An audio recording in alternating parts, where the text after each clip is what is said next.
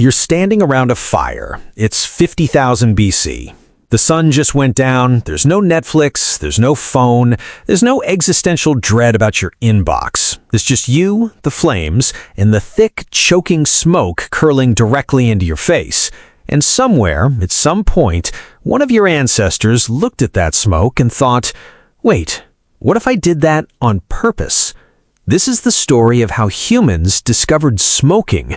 Not cigarettes, not cigars, not the guy outside the office who you always end up talking to for way too long about nothing in particular. We're talking about the very first time a human being intentionally inhaled something burning, and why that might be one of the oldest habits our species has ever had. Because here's the thing nobody tells you. Smoking doesn't start with tobacco. It doesn't start with colonial trade routes or Native American ceremonies or even agriculture. The desire to inhale smoke might be hardwired into us on a level so deep it predates civilization entirely, and the evidence for this is genuinely insane. Let's start with fire. Because before you can smoke anything, you need fire, and fire has been part of the human story for a very, very long time. The oldest confirmed evidence of controlled fire used by our ancestors dates back roughly 1 million years from a site called Wonderwork Cave in South Africa. Archaeologists found burnt plant ash and charred bone, not the result of a wildfire, a sustained, contained fire used deliberately inside a cave. Now, 1 million years ago, we weren't even Homo sapiens yet. That was Homo erectus, our earlier cousin with a smaller brain, a heavier brow, and absolutely zero interest in being told what to do with either. They sat around fires just like we do. They cooked, they stayed warm, they huddled together in the dark, and they breathed smoke. Every single day, for hundreds of thousands of years, every human and pre-human ancestor who sat near a fire inhaled smoke. It was unavoidable. It was constant. It was basically the original air quality crisis, and nobody had an app to check it. But here's where it gets interesting. Some of that smoke wasn't just wood smoke. When you burn organic matter, you don't just get carbon dioxide and water vapor. You get a cocktail of compounds, depending on what you're burning. Some plants, when combusted, release psychoactive chemicals, alkaloids, terpenes, compounds that interact with the human nervous system in ways that are, let's say, noticeable. In other words, some of our ancestors were absolutely accidentally getting high around the prehistoric fire, and they had no idea why they felt amazing. This isn't a fringe theory. Researchers have proposed for decades that early humans living in forested environments would have been regularly exposed to the smoke of psychoactive plants, cannabis, Nicotiana species, various entheogens that grow naturally across Africa, Europe, and Asia. The human brain, it turns out, has receptors that respond to cannabinoids. These receptors didn't evolve because of cannabis. They're part of our endocannabinoid system, which regulates everything from mood to memory to appetite. But the fact that they exist means that when a human first inhaled smoke from a burning cannabis plant, their brain wasn't confused. Their brain was like, oh, hello, I've been waiting for you. And that moment, that first accidental hit of psychoactive smoke around a prehistoric fire might be the true origin of smoking. Not a decision, not a plan, just a very pleasant accident repeated enough times that someone eventually thought to recreate it on purpose. Think about that for a second. The entire multi-trillion-dollar global tobacco industry, the centuries of ritual, the shamanic traditions, the medical practices, the social customs, all of it may have started because a tired hunter sat downwind of the wrong bush and had a really unexpectedly great evening. History is sometimes beautiful in the most absurd ways. Now, here's where we have to be careful about timelines, because ancient humans smoked things and ancient humans intentionally cultivated things to smoke are very different claims. Let's talk about what the archaeology actually tells us. The oldest direct evidence of intentional cannabis use, meaning burned cannabis seeds found in a context suggesting deliberate inhalation, comes from a burial site in the Pamir Mountains of Central Asia. It dates to around 500 BC. Excavators found wooden braziers containing stones that had been superheated alongside residue from cannabis plants with unusually high THC content. This wasn't wild cannabis used for rope or seeds. This was the good stuff, and it was placed directly in a ritual burial context, 500 BC, roughly 2,500 years ago. But here's the question that should be sitting in the back of your mind. Does the absence of older physical evidence mean it didn't happen earlier? Or does it just mean we haven't found it yet? Because organic material, seeds, leaves, plant fiber, almost never survives thousands of years in the ground. We find stone tools from 3 million years ago because stone is basically indestructible, but a wooden pipe filled with dried herbs, that's gone in a few centuries under normal burial conditions. A leather pouch of cannabis dissolved back into the earth long before any archaeologist ever showed up with a trowel. So the absence of evidence in this case is absolutely not the evidence of absence. There's also the Herodotus problem. Herodotus, the ancient Greek historian writing in the 5th century BC, described in remarkable detail the Scythians, a nomadic people from the Eurasian steppe, performing what he called a vapor bath. They would set up small enclosed tents, heat stones until they glowed, and throw hemp seeds onto those stones, then sit inside the tent inhaling the smoke and, as Herodotus wrote, howling with pleasure. For centuries, historians assumed he was exaggerating, misunderstanding what he saw. Then, archaeologists started excavating Scythian burial mounds and finding, you guessed it, bronze braziers, heated stones, and hemp residue.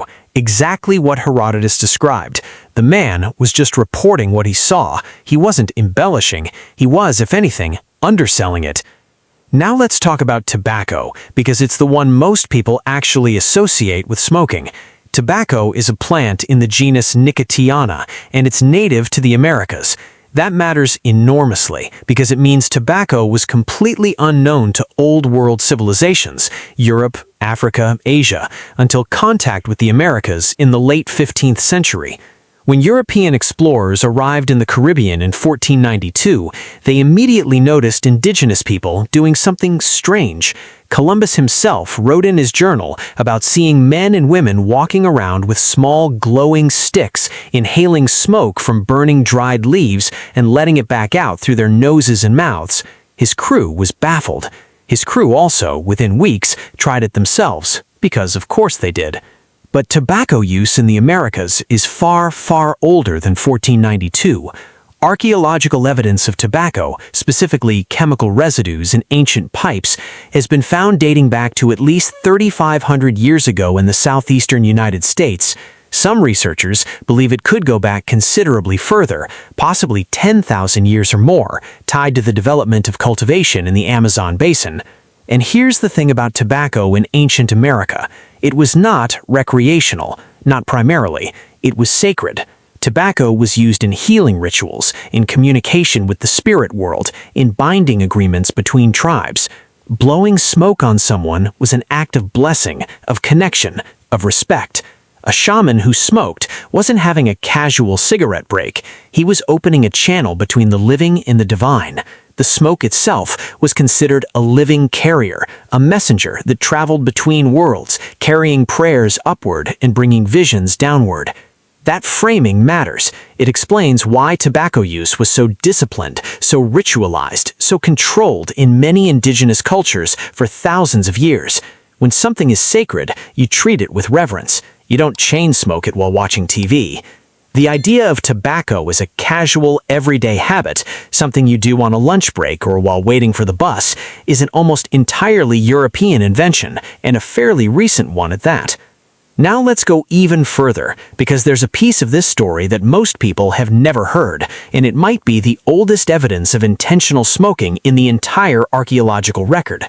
In 2019, researchers made a remarkable discovery at a site in the Great Salt Lake Desert in Utah.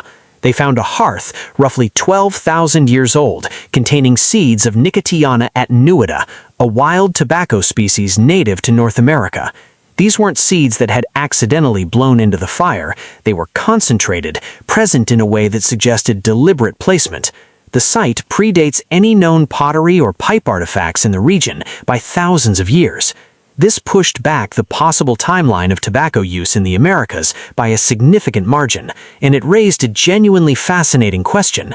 If people were throwing tobacco into fires 12,000 years ago, what were people in other parts of the world doing with their local psychoactive plants at the exact same time? Because 12,000 years ago, humans were everywhere. Africa, Asia, Europe, Australia, and the human desire to alter consciousness, to seek out altered mental states, that is not an American phenomenon. That is a human phenomenon. Let me throw something at you that might sound wild, but is taken seriously by respected anthropologists: the intoxication hypothesis. The basic argument goes like this. Across virtually every human culture ever documented, people have sought out ways to alter their consciousness. They've drunk fermented beverages, eaten psychedelic mushrooms, inhaled smoke, chewed plant leaves, swallowed seeds.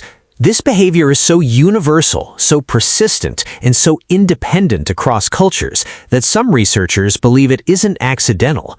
Ronald Siegel, a psychopharmacologist at UCLA, proposed in the 1980s that the pursuit of intoxication is a fourth drive, alongside hunger, thirst, and sex, biologically embedded in animal behavior.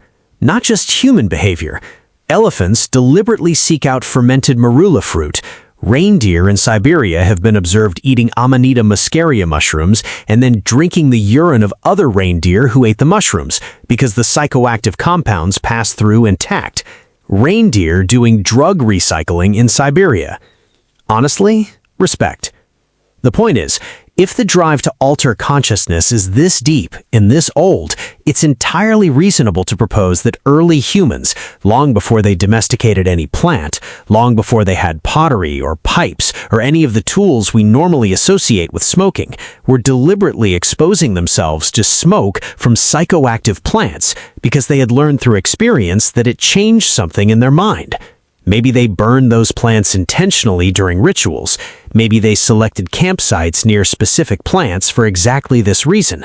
Maybe they learned which smoke made you feel good and which made you feel like you were dying, which with some plants is a distinction that kills you once before you figure it out. This is trial and error, prehistoric style, very high stakes, occasionally literally fatal. But the ones who survived, they remembered, they told others. They passed it down through generations of knowledge that never got written, but got lived. That's how most human knowledge worked for most of human history. Not libraries, not schools. Lived experience, passed mouth to ear around a fire in the dark. Let's also talk about something that rarely comes up in this conversation. Smoking as medicine. Long before smoking was recreational, long before it was spiritual, it may have been medical.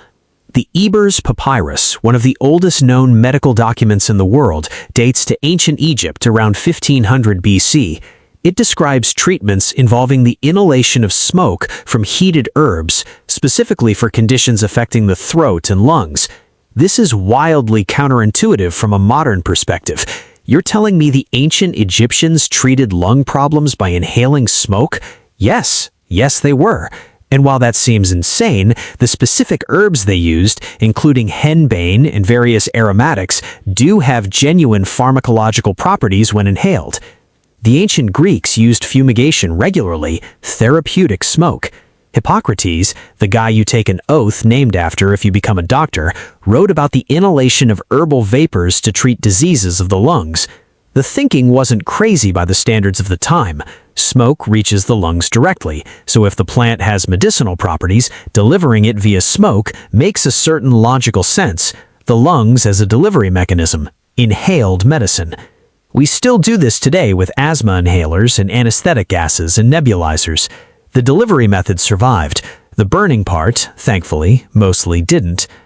Ancient Indian Ayurvedic medicine, dating back over 3,000 years, describes a practice called dhumapana, literally, smoke drinking, the inhalation of medicinal herbs through pipes. The texts describe specific plants, specific conditions, specific preparations. This wasn't casual or improvised. It was a sophisticated medical system with detailed protocols and centuries of refinement behind it.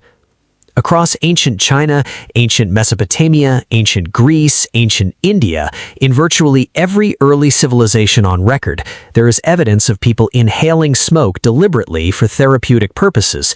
Not because they were addicted, not because they thought it was cool, because it worked, or at least it worked sometimes, and in a world without antibiotics, without surgery, without any of the tools modern medicine takes for granted, works sometimes was a pretty meaningful bar to clear. There's one more angle to this story that doesn't get enough attention, and it has to do with something far more fundamental than medicine or ritual: social bonding. Humans are deeply social animals. We evolved in groups. In group cohesion, the ability of a group to stay together, trust each other, act in coordination was literally a matter of life and death for most of our evolutionary history. Isolated individuals died. Groups survived. Anything that enhanced social bonding had genuine survival value. And shared rituals, including shared consumption of psychoactive substances, are extraordinarily powerful tools for social cohesion. When a group of people undergo a shared, altered experience together, it creates a sense of connection, of trust, of mutual understanding that is very hard to replicate any other way. Modern neuroscience has confirmed this. Shared rituals synchronize neural activity, increase trust, and deepen group identity in measurable, documented ways. So, when a group of ancient humans sat together in a closed space, breathing smoke from burning herbs, and collectively entered an altered state, that wasn't just recreational. That was social technology.